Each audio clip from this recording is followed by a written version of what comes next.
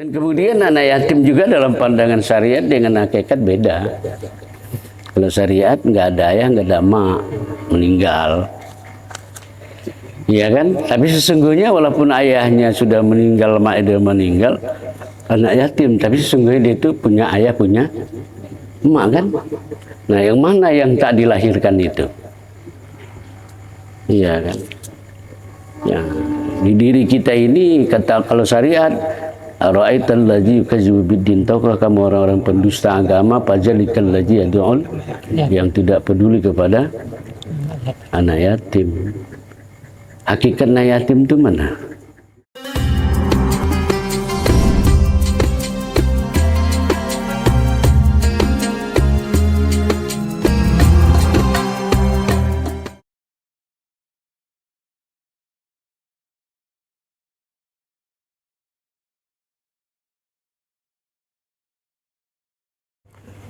Astaghfirullahaladzim min kulli dzambin 'azim wa min kulli ma'siyah zahira wa batina ya Ghafurur Rahim. Astaghfirullahaladzim min kulli dzambin 'azim wa min kulli ma'siyah zahira wa batina ya Ghafurur Rahim.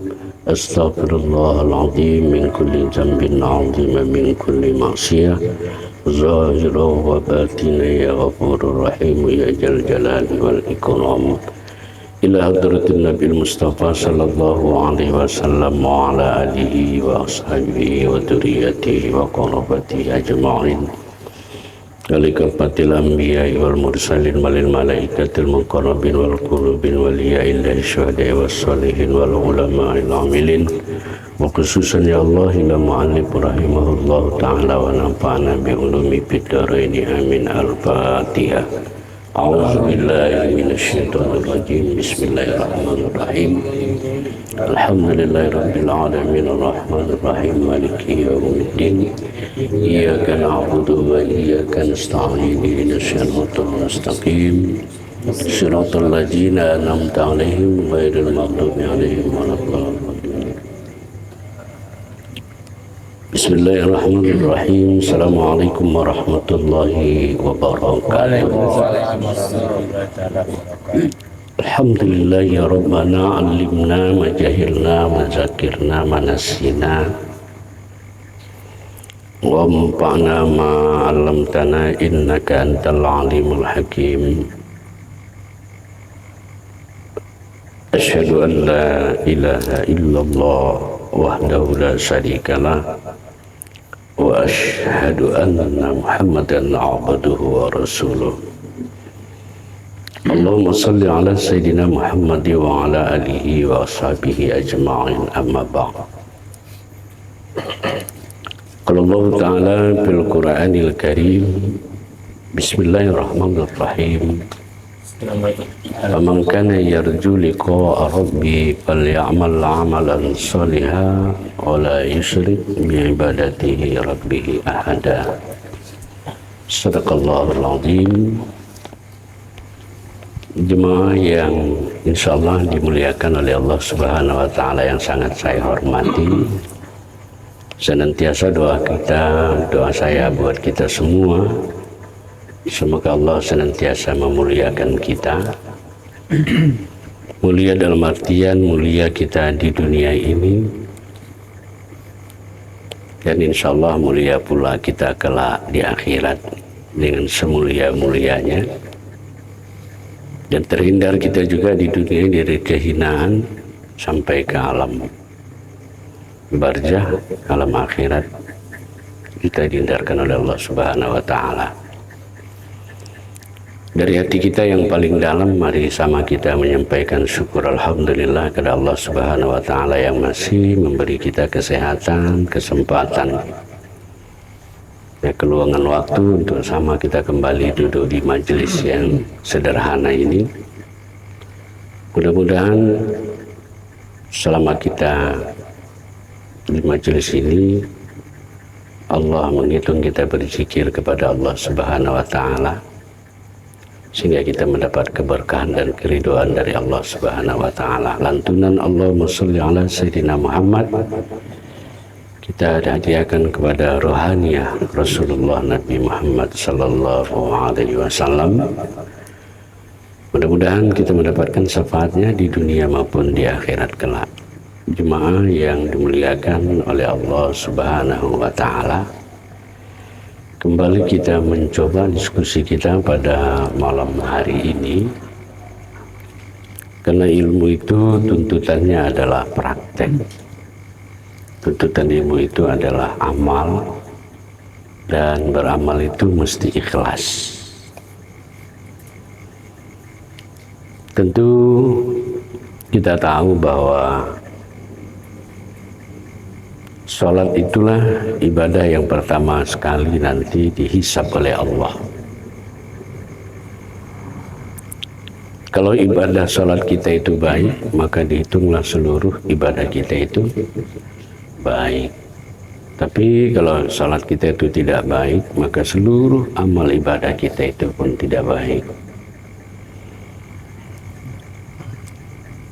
Kita tahu bahwa rukun sholat itu ada 13. Dan dia dibagi 3, ada rukun qauli, ada rukun fi'li, ada rukun qalbi. Dari 13 rukun sembahyang itu, sekali lagi kawan-kawan sekalian, ya, dibagi 3. Ada rukun qauli, artinya adalah dalam sholat itu ada pekerjaan yang namanya pekerjaan mulut. Seumpama mengucapkan Allahu Akbar, Sami Allahu liman hamidah, dan seterusnya. Ada juga rukun 13 itu, yang kedua adalah rukun fi'li, perbuatan. Ya, perbuatan, berdiri, bagaimana berdiri yang betul, bagaimana ruku, sujud, duduk, itu namanya rukun fi'li. Ada yang disebut dengan rukun qalbi, artinya pekerjaan hati. Ketiga-tiga ini sebaiknya memang dipelajari bagaimana menurut hukum fikih. Ya, bagus sekali. Ya, cuma dalam ta'lim kita mengambil tentang pekerjaan hati, atau rukun qalbi. Nah, jemaah yang dimuliakan oleh Allah Subhanahu wa taala, dalam kajian tasawuf itu ada 7 rukun qalbi yang mesti kita ketahui.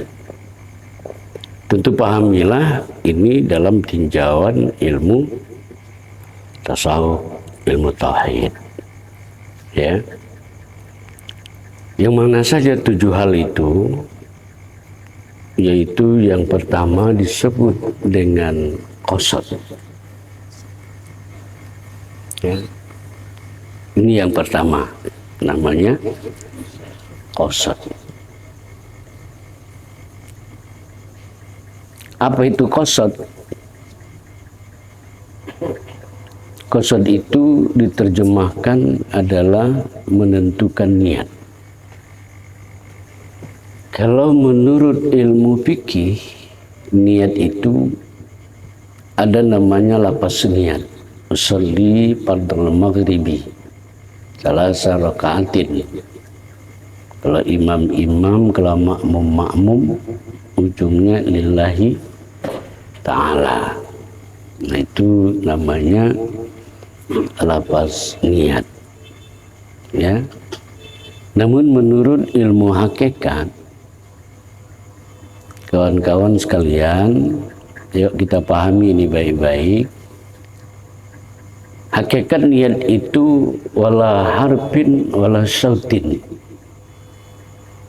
Niat itu tidak berhuruf, tidak bersuara. Ya, tapi jangan sekali lagi ini dibenturkan. Ya, karena nanti ada saling keterkaitan.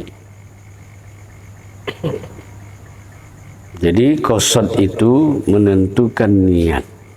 Jadi kalau menurut ilmu syariat, saya katakan tadi usolli fardal maghribi, usolli fardal isya, usolli fardal subuhi, usolli fardal zuhri, usolli fardal asri. Ya, itu lafaz niat. Sementara menurut ilmu hakikat, niat itu tanpa huruf, tanpa suara. Ya, bagaimana dia? Ya, penegakannya, pelaksanaannya. Tentu yang dimaksudkan tanpa huruf, tanpa suara itu,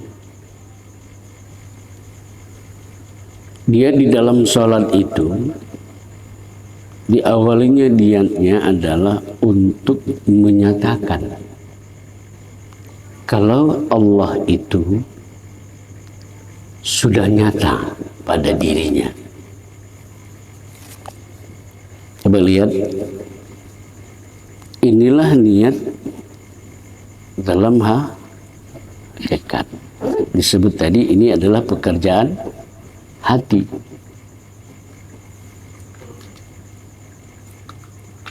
Sekali lagi, tidak merendahkan syariat dan tidak perlu melakukan itu. Andaikan kita datang ke masjid subuh, ya Tuhan tahulah kalau kita itu mau salat subuh. Dan begitu salat-salat yang lainnya. Jadi hakikat niat itu sekali lagi menurut pandangan ilmu hakikat, niatnya adalah mau mengatakan kalau Allah itu nyata. Ya, kita masih dikaji sifat itu. Maka pandanglah sifat itu. Sudah nyata si kudrat, si iradat, si ilmu, si ayat, si sama, si basar, si kalam. Ya. Nah, disitulah jatuhnya kita bertakbir. Jadi Allah udah nyata, dia udah nampaknya. Ya. Jadi kita di situ sudah tiada. Nah, inilah jemaah dimuliakan Allah, inilah yang kita pertahankan itu. Sudah nyata di Allahu Akbar, kita pertahankan itu. Karena apa? Ya, kita sudah paham bahwa syariat Allah di diri kita itu sifat itu. Maka apa yang dilakukan oleh si diri jasad itu bersumber dari diri batin. Ya, coba kawan-kawan sekalian, coba pandang dulu. Udah nyata dia baru mau menyatakan itu. Kenapa?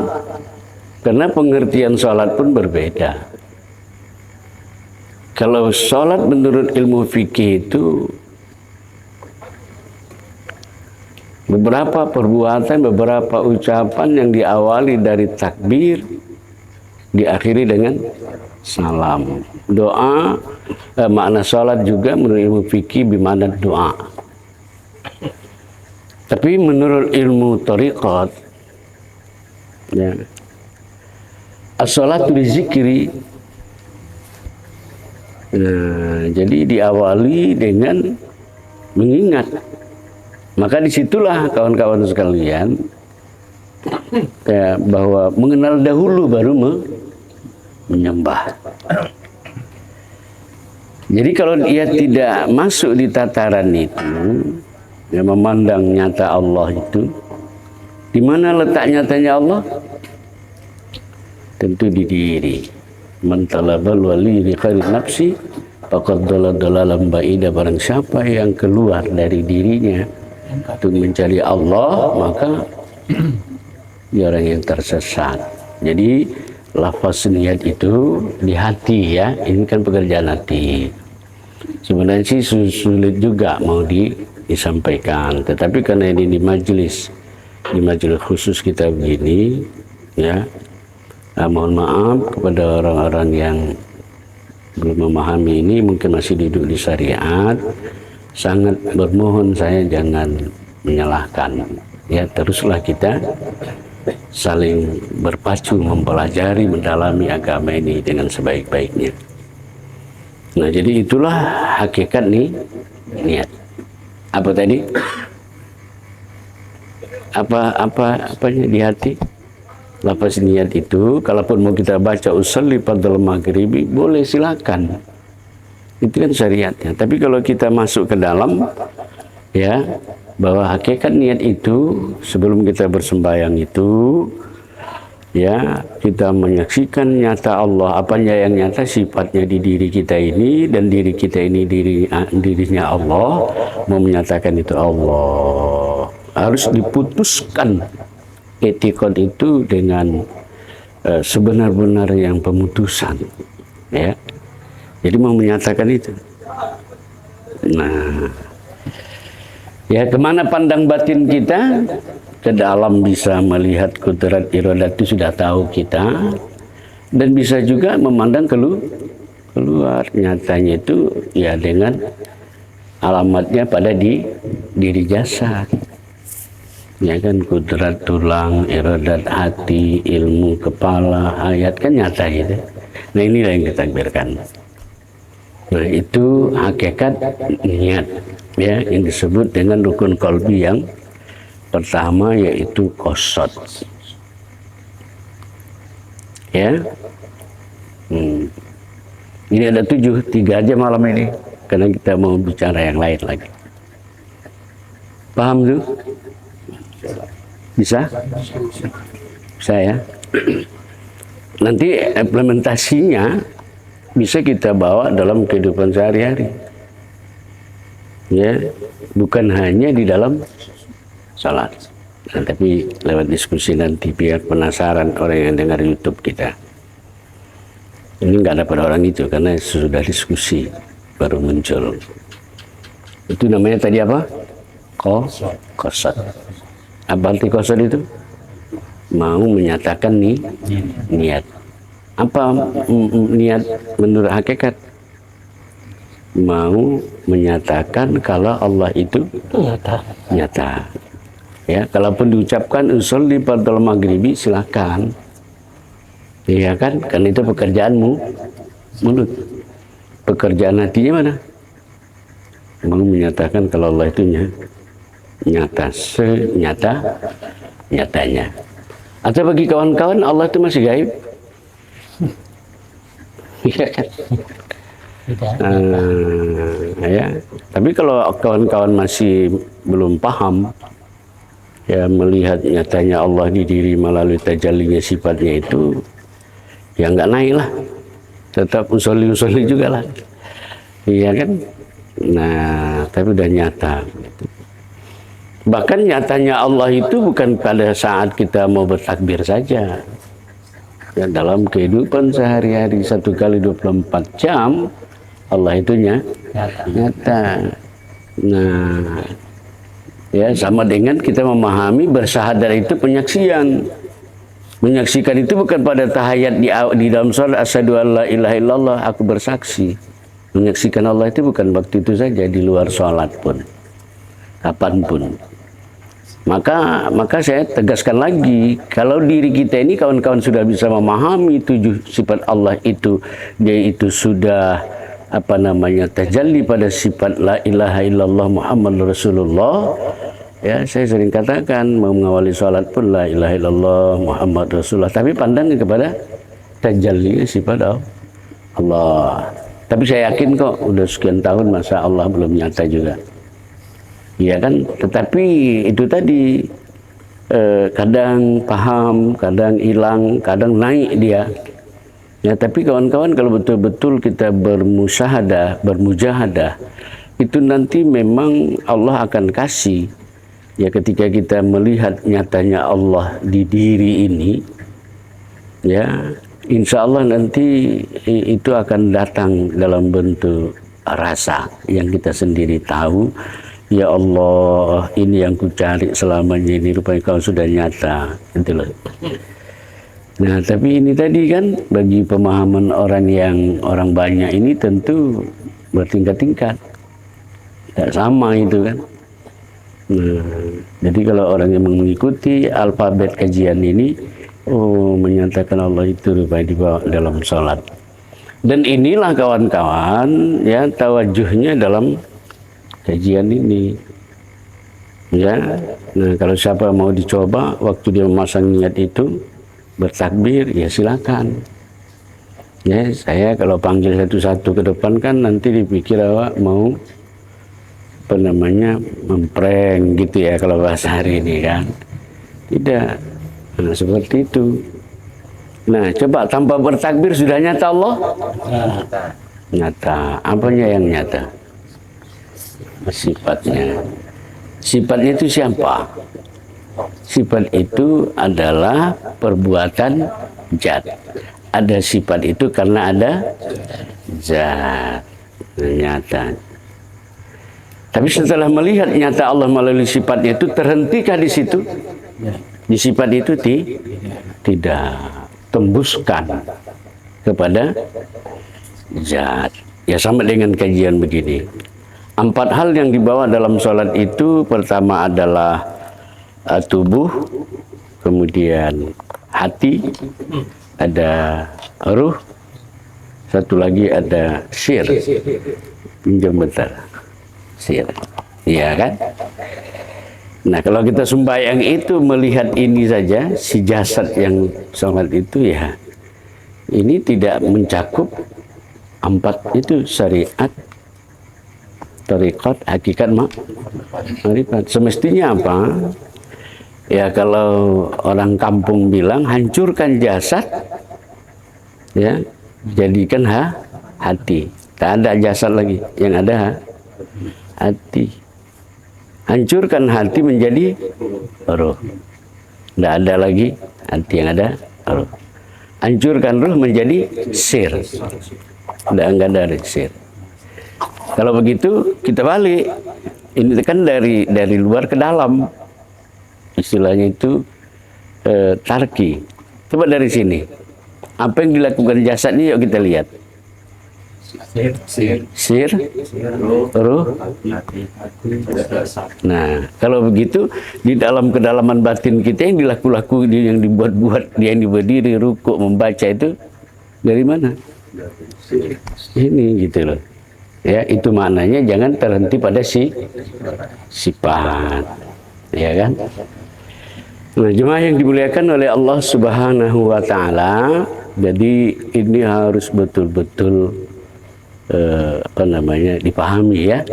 Karena kita masuk dalam praktek, dan dari sini nanti ilmunya kepada hal-hal yang lain. Ya, dia akan berkembang dengan sendirinya. Nah, dengan demikian tentu apa yang kita harapkan ya agar ibadah sholat kita itu memang mampu membawa kebaikan kepada kita. Nah, ya jadi kalau begitu kira-kira qasad mau menyatakan Allah yang nyata, kita yang gaib. Nah, inilah makna ya Allah menyembah dirinya sendiri, bukan Allah dua ya. Nah, seperti itu.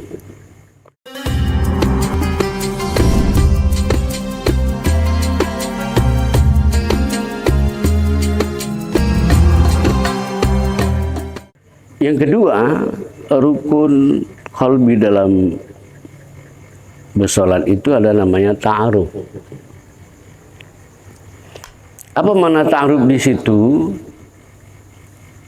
Ini pekerjaan hati.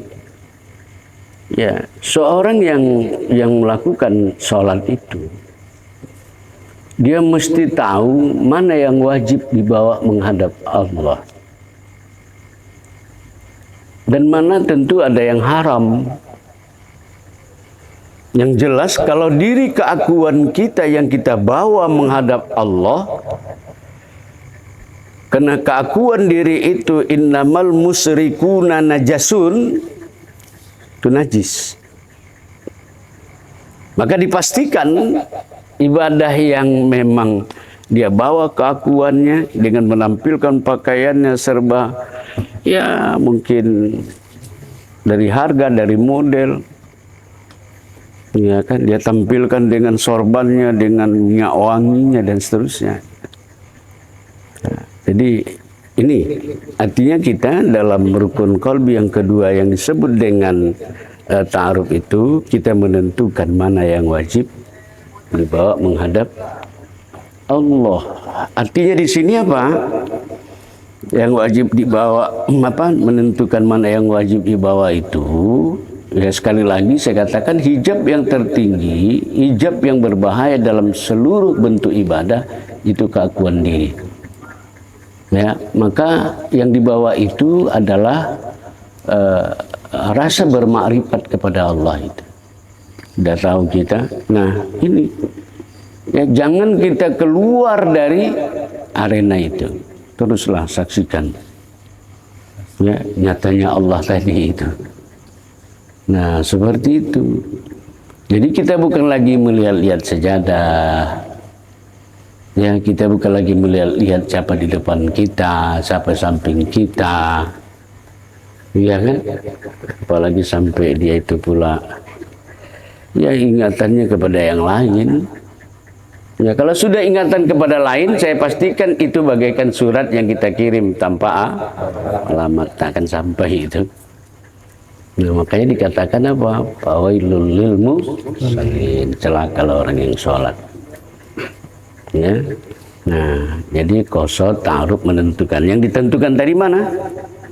Yang kita lihat bahwa zahirnya ibadah itu bukanlah kita sebagai pelaku, tetapi nyatanya Allah. Ya, lewat sifat tapi pandangannya kepada sir. Kan gitu? Nah, dari situlah kesadaran itulah yang kita bawa dalam sholat itu. Nah, inilah makna sekali lagi aqimis sholata li zikri, dirikan kamu.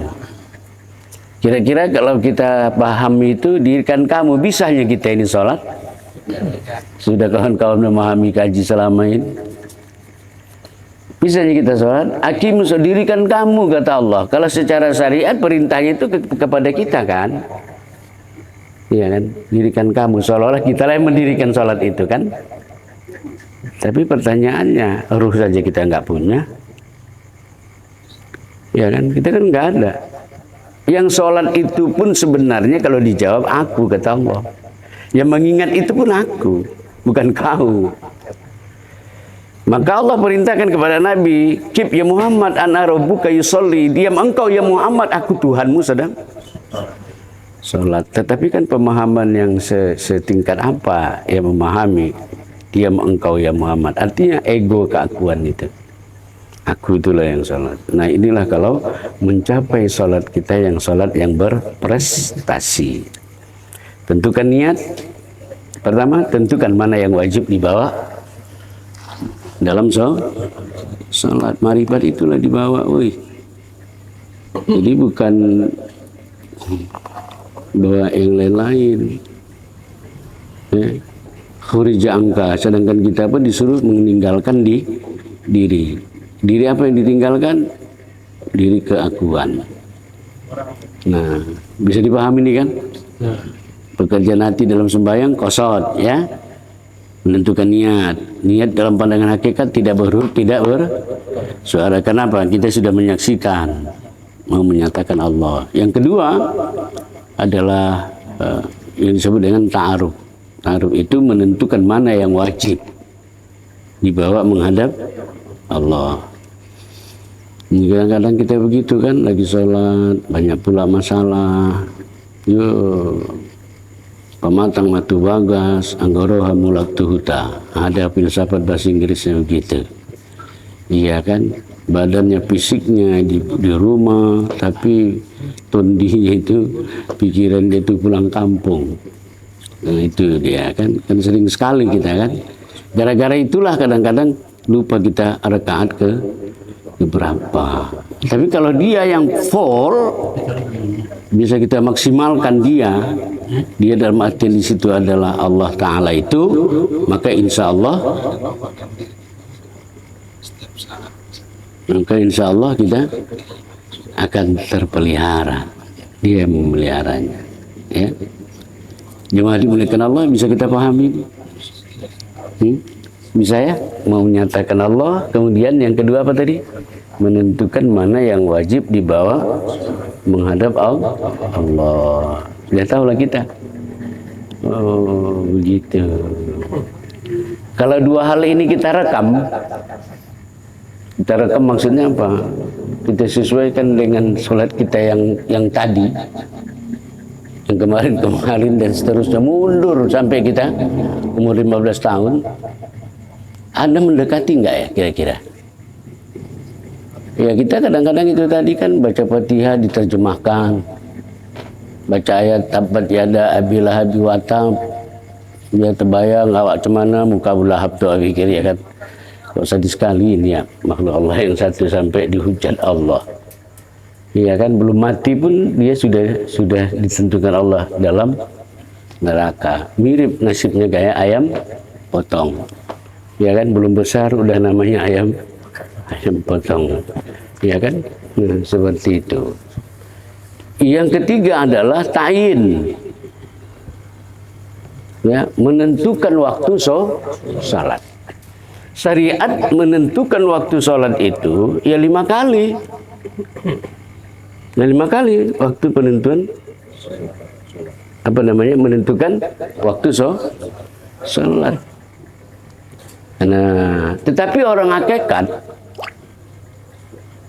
ya dia tidak melihat salat itu 5 waktu. Karena mengingat Allah itu mana mungkin 5 waktu menunggu dari zuhur ke asar gitu. Tidak. Ya, kalau dalam kajian hakikat ini 1 kali 24 jam per detik, per menit, per hari, per minggu. Terus kesadaran itulah yang ada pada dirinya. Sudah sampai kita kemari? Kita tentukan waktu. Ingat Allah itu waktu sholat. Kita sholat berapa kali? 5. 1 kali sholat cukup 10 menit? Atau terlalu banyak? Ya kan kalau rame-rame bisa jam 7 menit. Ya kan? Tapi kalau sholat sendiri pakai diskonnya banyak. Ya kan? Nah, seperti itu. Nah, kalau katakanlah kita baik sangka aja 7 menit satu kali waktu kali 5 baru 35 menit ya. Setengah jam lebih. Waktu dikasih Allah 24 jam. Katakanlah 5 waktu itu kita sudah aja 1 jam. Berarti 23 jam itu kemana kita? Nah, kemana kita coba? Jadi makanya tahapan-tahapan sampai orang makrifat itu menerjemahkan as-sholatu daimun, salat berkepanjangan itu karena dia sudah beriktikad ya kalau Allah itu tajalli Allah melalui sifatnya sudah nyata di fisik dirinya, maka dia melihat Allah melalui jasadnya, disaksikannya nyata Allah itu. Inilah makna wa huwa ma'akum, itu aku serta kau ya Allah. Kalau serta itu masih ada 2 kan? Tapi ini wa huwa ma'akum, tinggal dia saja yang ada. Nah, saya ulangi lagi supaya kawan-kawan ini penting. Ya, jangan asal-asal sholat saja. Ini Muharram ini kan orang sibuk ya. 10 Muharram orang sibuk ngundang anak yatim. Ya, anak yatim, orang miskin gak diundang. Kadang-kadang saya merenung gitu, dipanggil anak yatim piatu, anak yatim, anak piatu dipanggil. Ya, tapi kan ada juga anak yatim piatu itu yang orang tuanya kaya ya.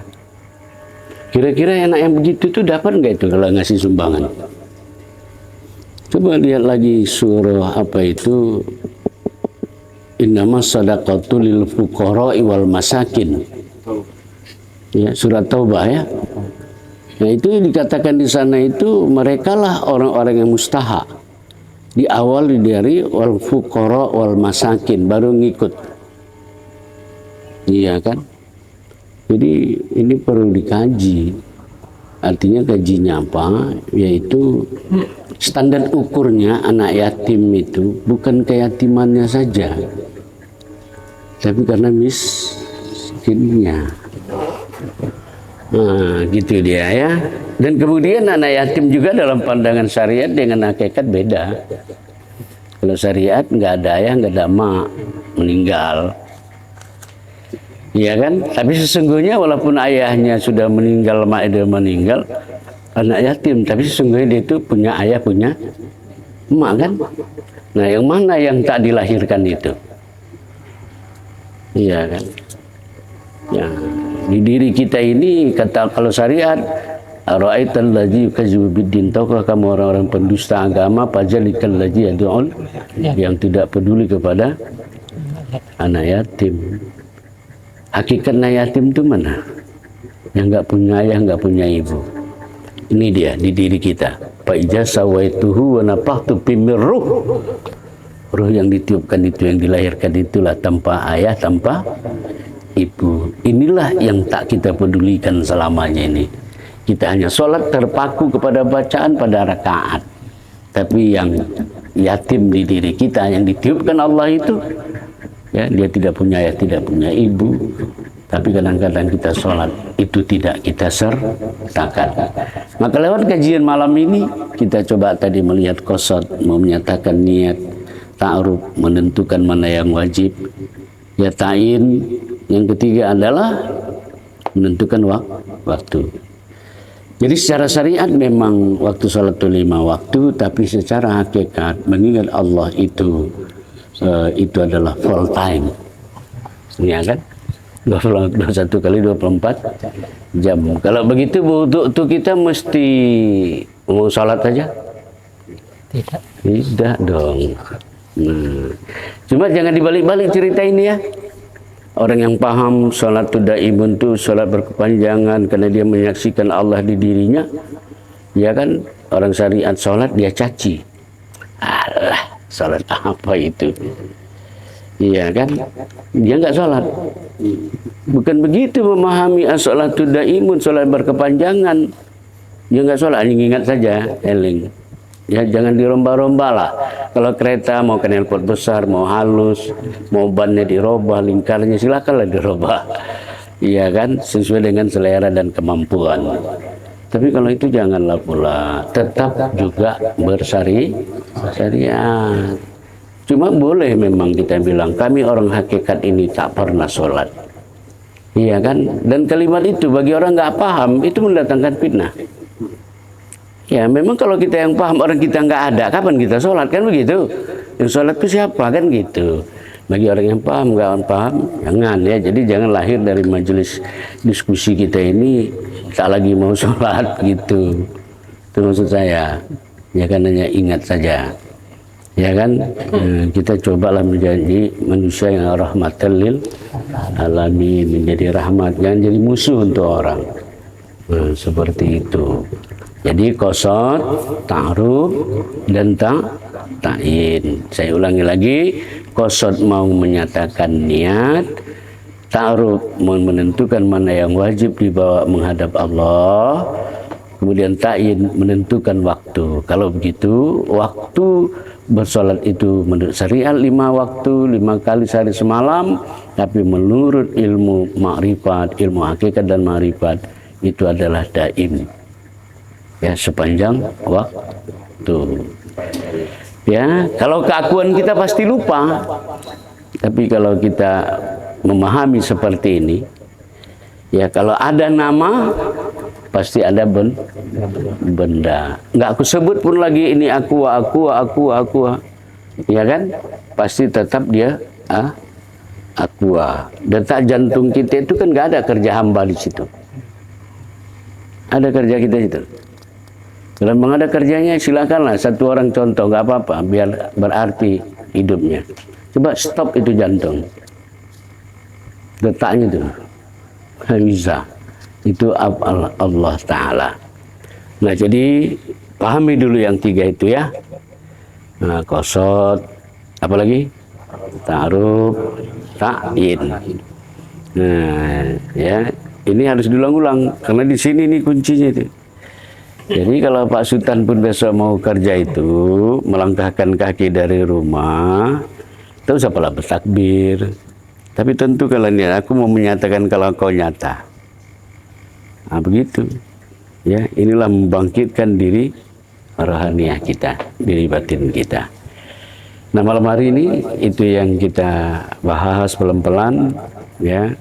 Kita tidak hanya terfokus kepada channel YouTube kita itu, ya, tapi sikit-sikit orang bisa memahaminya, itu jauh lebih baik.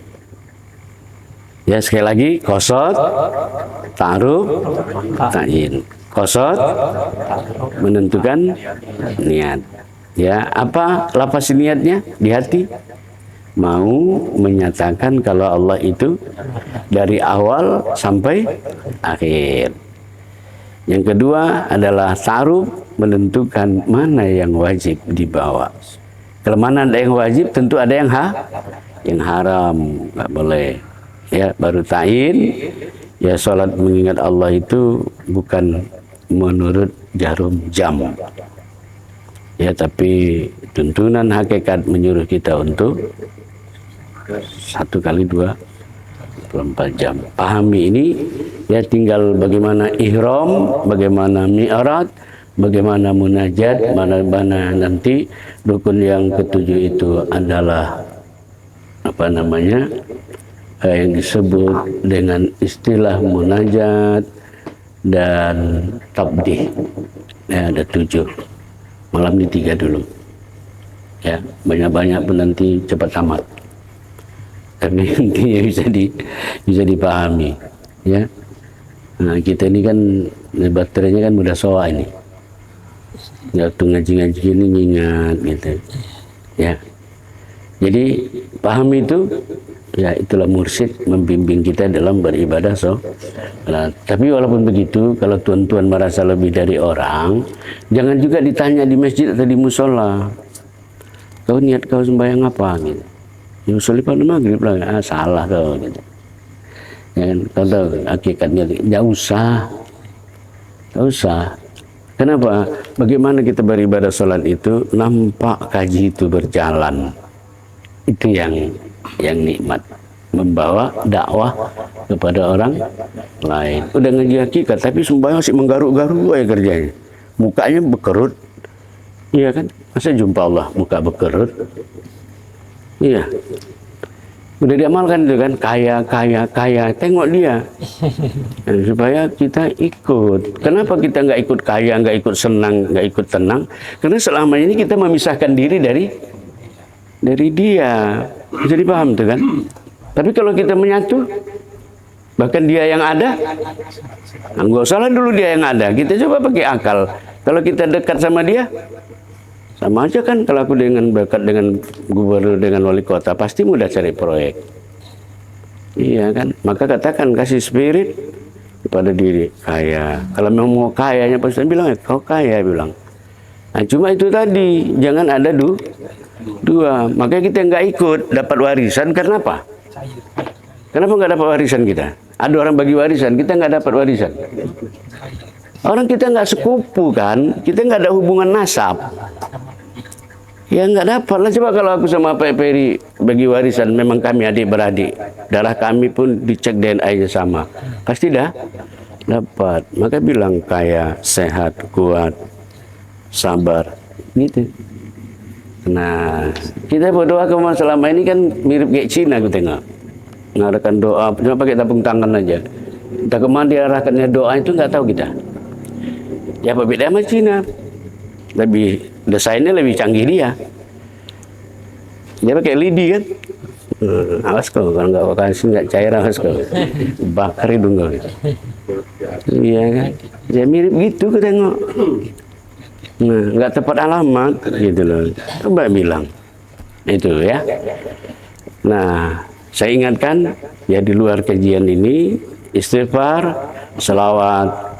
Ketika mengantarkan niat, ya syahadatnya nafas itu asyhadu anni Ahmad, Ainallah.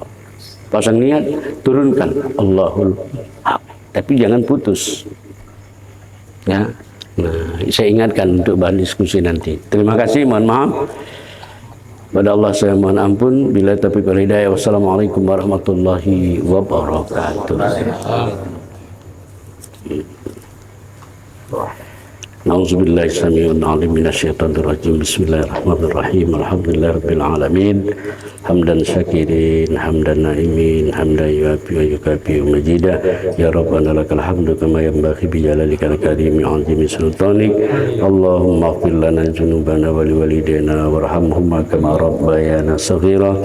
Li jami'il muslimin wal muslimat wal mu'minina wal mu'minat al-ahya minhum wal amwat bi rahmatika ya arhamar rahimin. Allahumma anzil lana ilma wa hikmah wa nur wa hidayah wa barakata wa salama ya mujibas sa'ilin ya munjilal munjilin ya munjilal munjilin ya rabbal alamin. Allahumma ja'al nur wa qudratin nur wa ilmina nur wa hayatin nur wa sam'ina nur wa basharin nur wa takallimina nur nurun ala nur wa huwa rabbul arsyil azim. Allahumma min alaina ya Allah bi safa'il ma'rifah wa hab lana tasihal muamalah bima bainana wa bainaka ala sunnah ya rabbal alamin. Rabbana atina fid dunya hasanah wa fil akhirati hasanah wa qina adzabannar. Wa sallallahu wasallam alaihi walhamdulillahi rabbil alamin. Taqabbalallahu minkum.